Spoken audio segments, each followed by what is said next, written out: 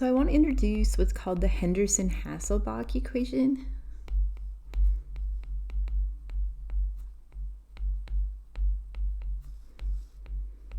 And this equation is on the back of your equation sheet, so you don't need to memorize it. And what we can use it for is calculating the pH of a buffer solution. So instead of making an ice table, we can actually use this instead. We still need to make change tables when we add an acid or a base to it to figure out what our concentrations are that we plug into the ice table, or in this case, that we plug into our Henderson-Hasselbalch equation. Kind of where it's coming from, right? If I was to set it up the way that we normally do using our ice table, right? If I was to write my equilibrium constant expression,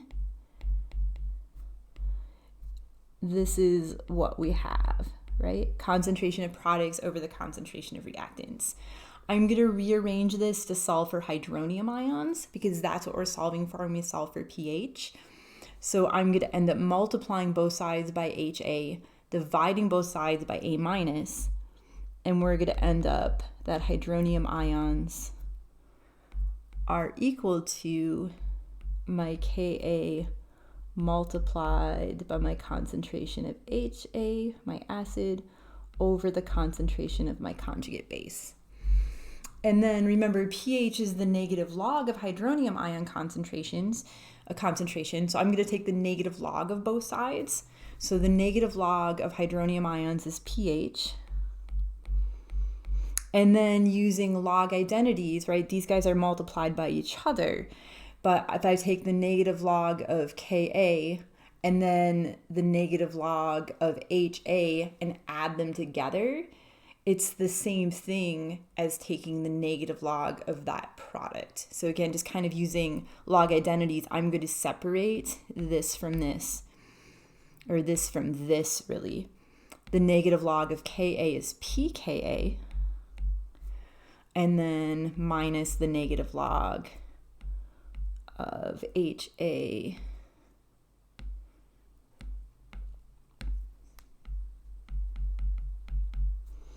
over A minus. And then we just rewrite it one more time instead of having the negative in here. If I was to change this to a positive, those two are inverted. And again, it's just log identity stuff. And then when I do that, this is actually my Henderson-Hasselbalch equation.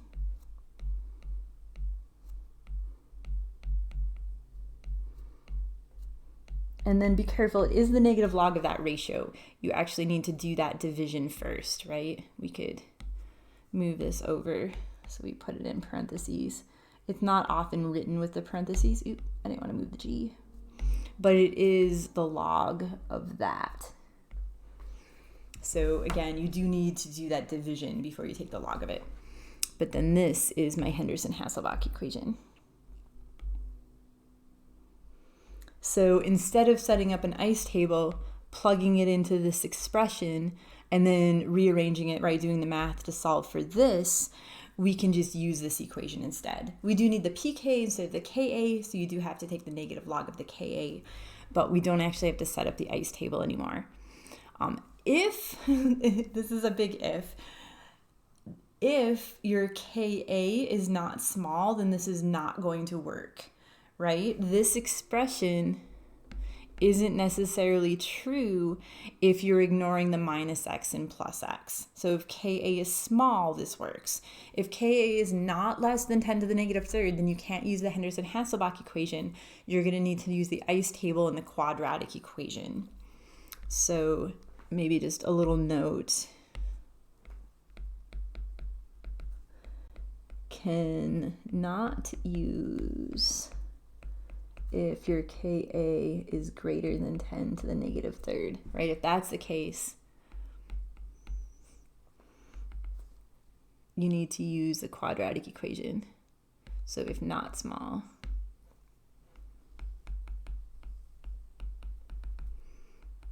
ice table, then quadratic equation. It's pretty rare that you ever need to do that, but just for completion, do note that part. So what I'm going to do real quickly is that problem that we've been doing forever now, right? Where I have the formic acid and formate ion buffer solution. I'm going to go back and just recalculate the pH real quick using the Henderson-Hasselbalch equation instead of making the ice table. And then we'll do a new example just so we can practice a little bit more. So I am going to take the pKa, figure that out first. So the Ka from that problem, 1.8 times 10 to the negative fourth. So my pKa, remember, was the negative log of that value.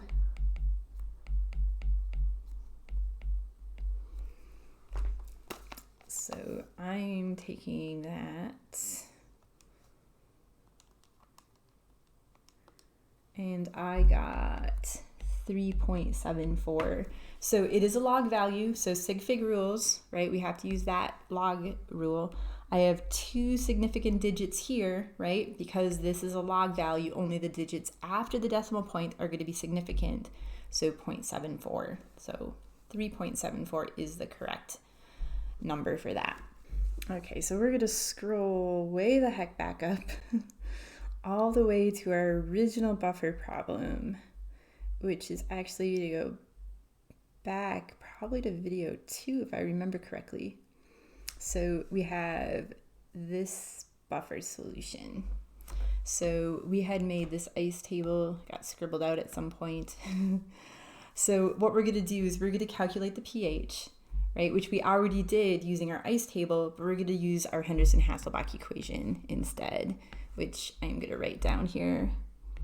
So pH is equal to pKa, which we just calculated to be 3.74, plus the log of A minus over HA. So of the conjugate base over the weak acid. And then again, mathematically, we need to do that division first. So if we didn't want to make this ice table, right, my Ka is small, so we know we can use Henderson-Hasselbalch. I have a buffer. I didn't write that, but when we scroll back down, we can write that. Henderson-Hasselbalch equation only works for buffer solutions, right? If I look at this equation, I have to have a concentration of an acid and its conjugate base. So if I don't have that common ion, this equation is not going to work for us. You have to use an ice table if you don't have both of those components, right? I can't have this as an unknown and then one of those two as an unknown also. So it only works for buffer solutions, common ion problems. Remember, a buffer solution is a common ion problem. So if I didn't want to make this table, we'll scribble it out now. I could just go to this original problem. I'm going to plug this in for HA. I'm going to plug this concentration in for A minus. So my pH is going to equal my pKa plus the log of 0.55, right? That was my concentration of my conjugate base over 0.45. And again, we do need to do that division first. So I'm grabbing my calculator. So I divided 0.55 by 0.45. I'm going to take the log of it. Be careful, not the negative log. We've been doing negative logs for a while, so it might be a habit to hit the negative button. Don't do it. If you did, then these two would have to be inverted. And then to that, I'm going to add 3.74. And I get that my pH is 3.82.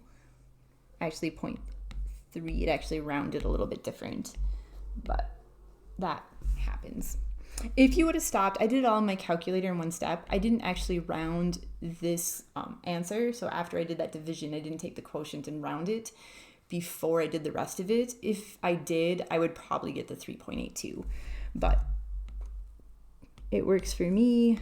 So essentially this is the same as this number minus a rounding issue.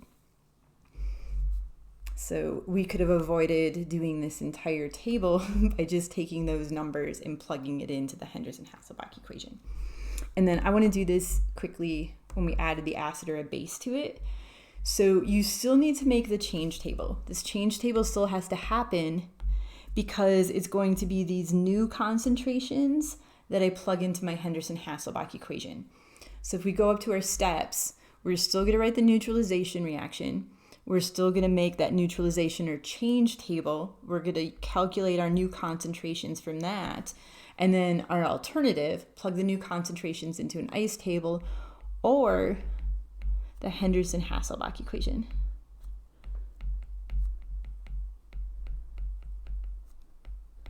Which if you want to write HH, I'm cool with that because that's a lot to write. Just capitalize both H's. So that's kind of our new step there. Again, our Ka is small, so we can do this. So where to put it? We'll just squish it in here somewhere. I'm just gonna move this over and we'll stick it in here. So pH is equal to pKa 3.74 plus the log of A minus, which in this case is 0.45 molar, over my acid concentration. Again, make sure you do that division first.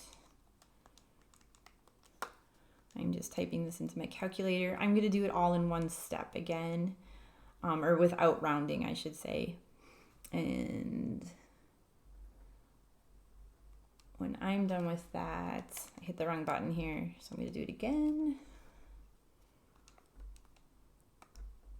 Plus 3.74. I got 3.65. And again, it's a little bit different. We got 3.66 again, but again, I'm not taking this quotient and rounding it. I'm just taking the log of the answer that's in my calculator. So if I did, what would it be? It would probably come out to be closer. So log of 0.82. I actually still got 3.65, but close enough. We know it's just a rounding issue. And then we could do that again after we added the base, right? Again, be careful, you still need to make that change table. So this is still gonna happen because we need these numbers to then plug into my Henderson-Hasselbalch equation. So it's the ice table that we can skip. We can't skip that change table. So pH is equal to pKa plus the log of the conjugate base, which is the 0.65 molar. That's this number over the over the concentration of my acid. And then again, parentheses. I know this is getting lost in here. Let's put some highlighter around it so we can see where it is. This is where I'm working. So 0.65 divided by 0.35. Again, I'm not rounding. I'm just going to take the log of whatever's in my calculator at this point and then add 3.74 to it. And I get 4.01. I think we got 4.02 before. Nope, 4.01. We're actually on this time. So cool. So it saves a lot of time. If you have a buffer solution and you want to use the Henderson-Hasselbalch equation, go for it. I'm going to start using that from here on out. If you want to make the ice table instead, that's fine too. And then honestly, if you like this, if you can go right to this part here, oops, I have so much on this page, it's hard to see what I'm talking about, the part that I'm putting orange around.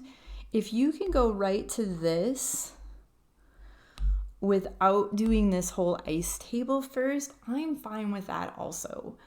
So, you know, if you can kind of visualize how they go into that expression without making the ice table, we've done so many of them, I'm cool with that. Just be careful. It's really easy to get this number and this number in the wrong spot if you're not laying it out in the ice table. So again, that's kind of an advanced move. I would be leery to do that unless you're super confident. But any of those methods are going to work. Again, you still have to do this change table though, right? If I add an acid or base to it, we need to come up with the new concentrations after it's been neutralized. Take those new concentrations and plug them into the Henderson-Hasselbalch equation. So I'm going to scroll back down to wherever Henderson-Hasselbalch is. We do want to add that this is for buffer solutions only.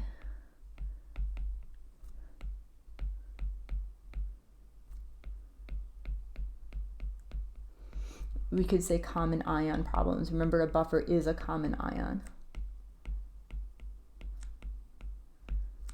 So if you just had a weak acid or just had a weak base, you still need to use the ice table, or that little shortcut I said, if you can put it into your expression without actually writing the ice table, that's fine. In that case, you would actually have Ka over x squared, because it wouldn't be x times the concentration because I don't have that, over HA concentration. Or Kb, if we're doing it that way, would be x squared over whatever your base concentration is. If you can go right to that, that's fine. But for buffer solutions, I would use the Henderson-Hasselbalch equation, and I'm going to. So make sure you do calculate the Ka, so we need to remember that part. Sorry, you need to calculate the pKa. That's the negative log of our Ka. So just a little reminder in there. So I'm going to give you one more problem. I'm going to let you go through this one on your own. So hit pause after I get it written down, and then we will go through it together to check your work. So our problem, we want to know what is the pH of a buffer solution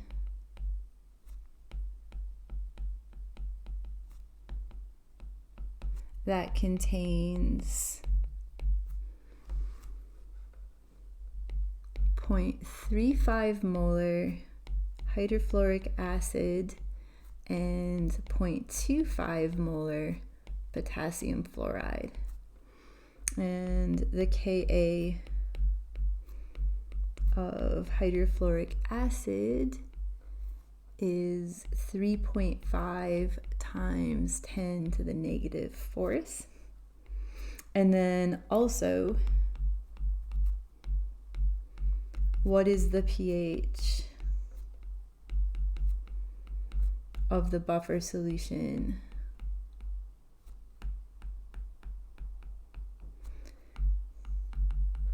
after 0.10 molar potassium hydroxide has been added?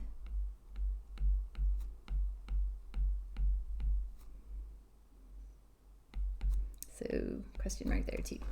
So please hit pause, work through the problem, and then when you're ready to check, hit play again.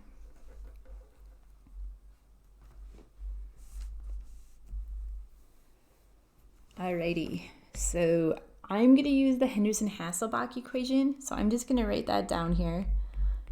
My pH is equal to my pKa plus the log of A minus, which in this case is going to be F minus, over HA. I do need my pKa, so I'm just going to calculate that right away. It's going to be the negative log of my Ka.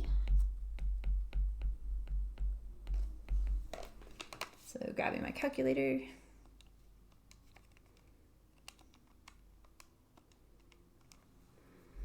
I got 3.46.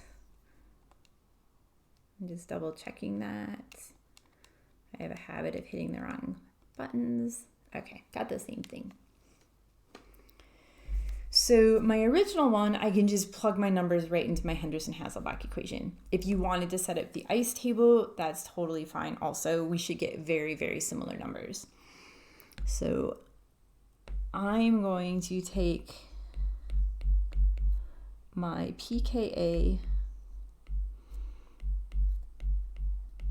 and then my concentration of my conjugate base, right? If we go up, I have K plus and F minus. Potassium is a spectator ion. I'm not going to care about that. So my conjugate base, A minus in this case, is fluoride ions, right? And then because it's a one-to-one relationship between Kf and F minus, my concentration of my conjugate base is going to be 0.25 molar. So 0.25. I'm dropping units because they end up canceling anyway. The concentration of my acid is going to be 0.35. And then again, make sure you do that first. So 0.25 divided by 0.35, log of that number. And then that I'm going to add 3.46. And I get 3.31 as my pH. Sig figs, I never really talked about that. So when I take 0.25 and divide it by 0.35, I got the log of 0.71, rounding here. And then the log of that gives me 0.52. Is that right? Yep. No, that's not right. What did I do? Hang on. I take the log. I just hit second answer in my calculator and I had put something else in there. When I take the log of 0.71, it should be, the reason I knew it was wrong is the log of something less than 1 should be a negative value, and I didn't get a negative value. So when I do this, I get negative, this is more like it, 0.15. I'm rounding this time instead of keeping it in my calculator. So 2 sig figs, and then this is a log value, so only the digits after the decimal point are significant. So I have 2 digits after the decimal point, which gives me 2 significant digits. And then I'm adding, so we're going to use the addition rule. So I have 2 digits after the decimal point, 2 digits after the decimal point, so I'm going to get 2 digits after my decimal point. So that's how I'm coming up with that number of significant digits. Alrighty, so that's my first one. We also want the pH after we add 0.1 molar potassium hydroxide to it. So this is where we have to make that change table. I do need to recognize that potassium hydroxide, let's write it down here, is dissociated into K plus and OH minus, right? I have a strong base. My base is going to react with the acid component of the buffer, so that's the reaction I'm going to write. So my change table is going to be my base component, the base that I'm adding, plus the acid component of my buffer, right? A base isn't going to react with a base is going to react with the acid to produce water plus F minus. And then for my change table, I'm going to have my original concentrations. I'm going to have my change, and then I'm going to have my new concentrations. So my original concentration of my hydroxide ions is coming from my problem here, 0.1 molar. It's a one-to-one relationship. The original concentration of my acid, again, is coming from my problem, so 0.35 molar. Water doesn't get a concentration, and then fluoride ions, again, from my problem, 0.25 molar. And then it's a limiting reactant problem. We're going to look at my 2 reactants. I'm going to take the one that's smaller. I'm going to subtract that from both reactants. I'm going to add it to the product side. So 0.10 is smaller than 0.35. So that's the one that gets subtracted from both reactants. And then I'm going to add it to the other side. So 0, we have not exceeded my buffering capacity. 0.25 molar and 0.35 molar. Now those are the new concentrations that we're going to go back and plug into my Henderson-Hasselbalch equation again. So pH is equal to my pKa, which was 3.46, plus the log of 0.35 molar over 0.25 molar. Again, it's the conjugate base on top, which in this case is F minus, and then the weak acid on the bottom, which is HF. So make sure you put them in the right direction. And then also kind of just think about the answer first. I am adding base, right? So when I'm all done, when I hit enter on my calculator, I'm going to expect to see an answer that's bigger than 3.31. If I don't, I goofed up somewhere. I don't know where, but I know I goofed up. So kind of keep that in mind as you're going through the problem.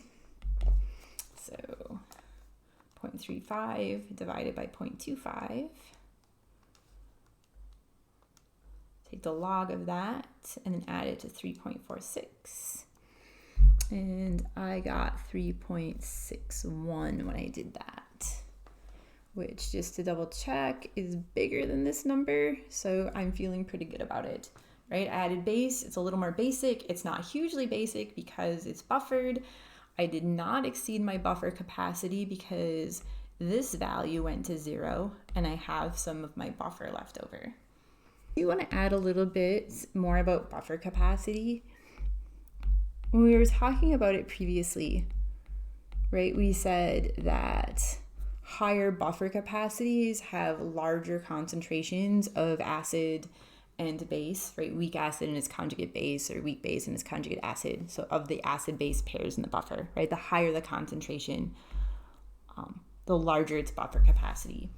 And then just a couple more things about it that I didn't mention previously. Buffers also buffer best when the concentration of that base and acid are actually similar. We don't want them to be completely different. So let's say the weak acid was 0.5 molar. We don't want its conjugate base to be like 0.05 molar. That wouldn't make for a great buffer. So they're going to buffer when the concentration of the acid and base in the buffer are more similar to each other. So the best capacity for a buffer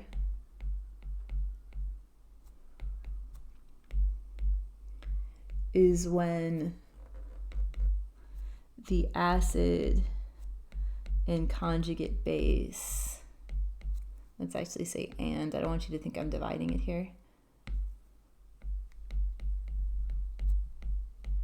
You could say or base and conjugate acid, so the conjugate acid base pair concentrations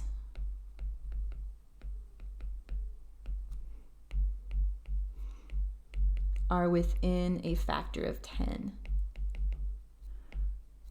So if we divide them, we don't want that ratio to be bigger than 10 or smaller than 0.1. So if I was to take my base concentration divided by my acid concentration,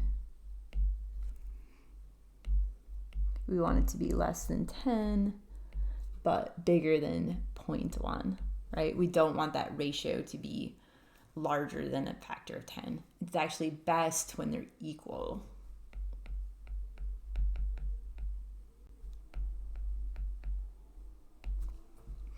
And then the other thing about them is that buffers actually buffer best at a pH that's similar or close to at least the pKa of the acid.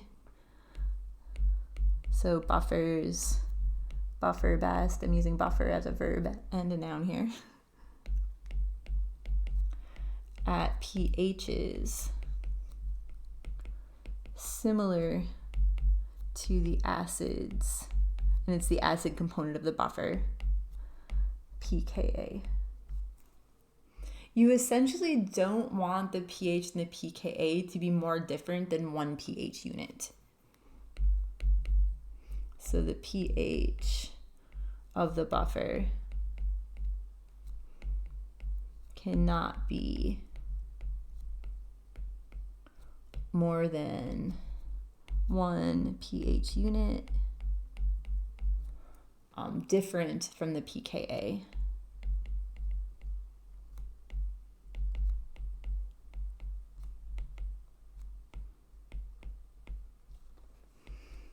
And if we go back up and look at this example we just did, right, my pKa 3.46, my pH 3.61.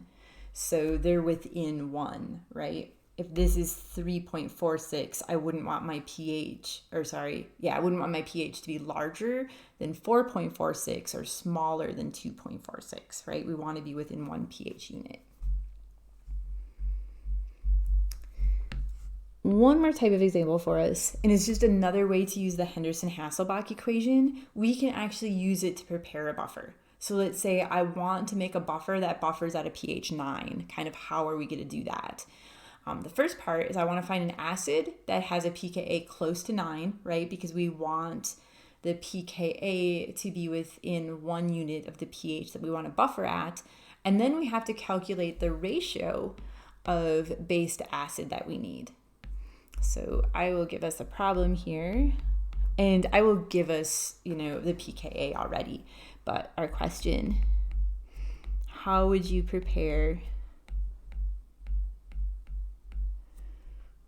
and I'm going to use ammonium chloride and ammonia buffer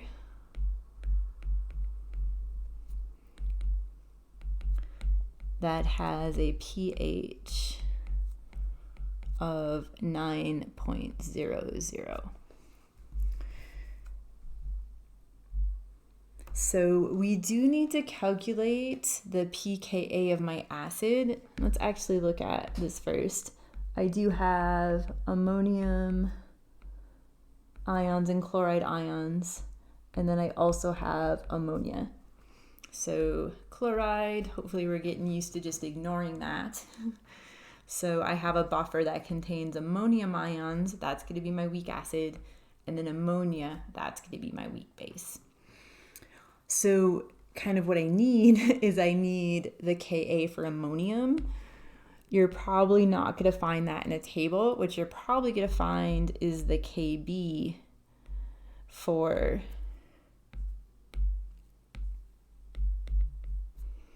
ammonia. But we know that Ka times Kb, right, gives me, Ka times Kp gives me Kw. So 1.8 times 10 to the negative fifth. So kind of where we're going. Might have been confusing. We need our pKa, right? We're going to plug this stuff into the Henderson-Hasselbalch equation. The Henderson-Hasselbalch equation has pKa in it. I've been given Kb. So we have two ways we can do it.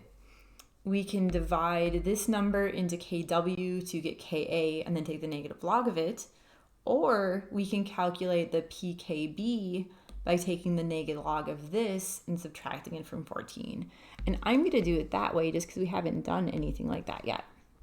So my pKb is going to be the negative log of 1.8 times 10 to the negative fifth, which is going to be 4.74 when you work that out. Which means my pKa is going to be 14.00 minus 4.74.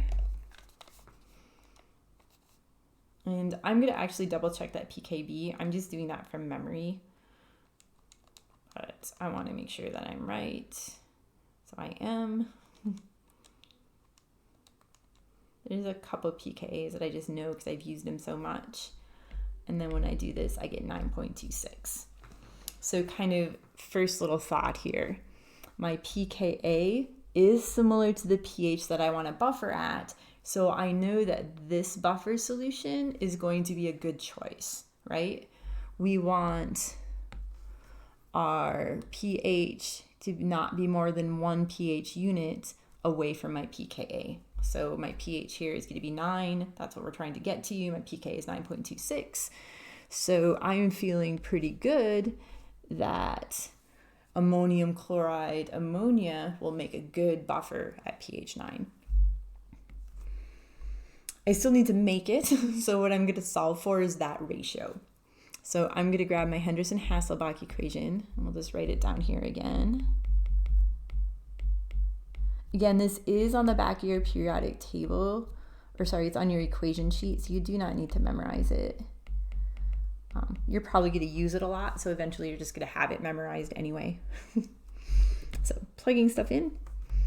I want my pH to be 9.00. That's given to me in the problem. My pKa we just solved for. And then I want to know, what is this ratio? Because once we have that, we can then make a buffer where my components have that ratio. And then again, don't forget that is in parentheses. I don't always put them there just because of how we write it. We do know that we do that division first. So I'm going to take 9. I'm going to subtract 9.26 from it. I don't know why I'm typing that into my calculator, but I did.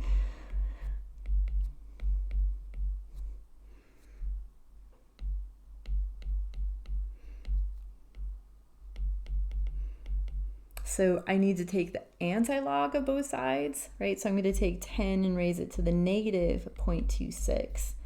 And then that's going to give me my ratio.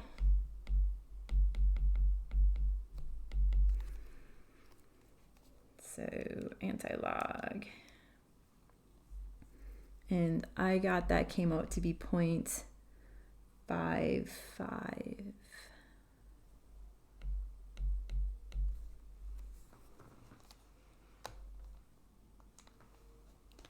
So kind of what that means for us, right?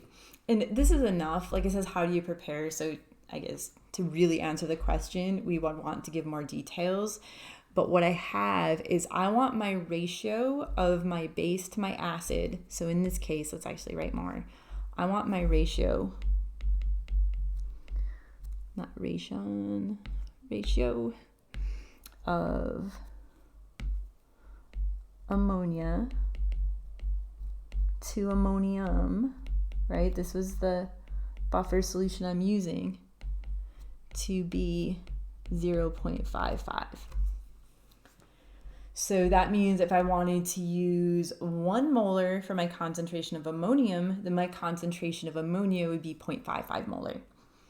If you wanted your concentration of this to be 2, then you would take 2 and multiply by 0.55 to figure out the concentration of ammonia. So basically we want the ratio of those two things to be this. And then that's going to give me a buffer that's going to buffer at a pH of 9.